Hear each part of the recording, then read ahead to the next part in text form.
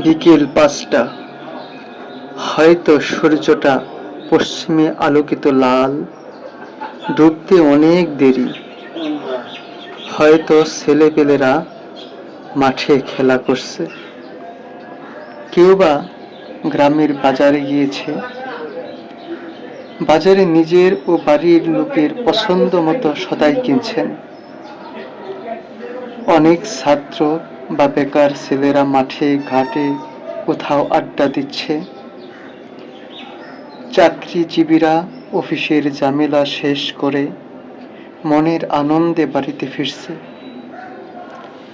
এদিকে মধ্যবয়সী একজন কনডেম সেলের দরজায় দাঁড়িয়ে দু হাত দিয়ে লোহার শিকে ধরে স্মৃতির সাগরে সাঁতার কাটছে।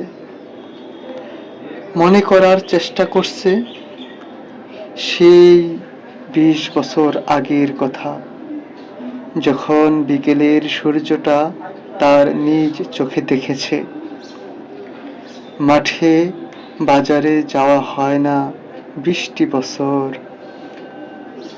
মায়ের জন্য বাজার করা হয় না সেই ২০ বছর, মসজিদে যাওয়া হয় না, নামাজ শেষ শুনতে হয় না বাজারে যাও বাবা।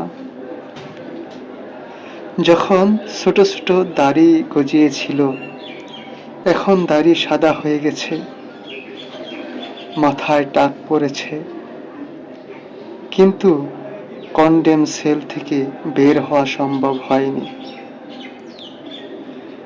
জজ কোর্ট গেল, হাইকোর্ট গেল, সুপ্রিম কোর্ট শেষ।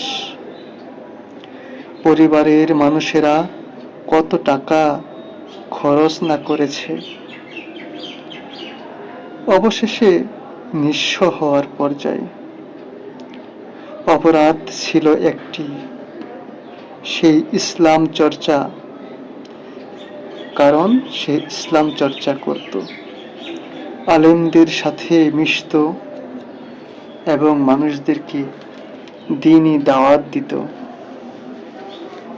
আর হয়তো কোনো কারণে যাদের সাথে তিনি এই দ্বীনি দাওয়াতি কাজ করতেন, তাদের নামেও কিছু মামলা হয়েছে, যেসব মামলা ছিল অনাকাঙ্ক্ষিত।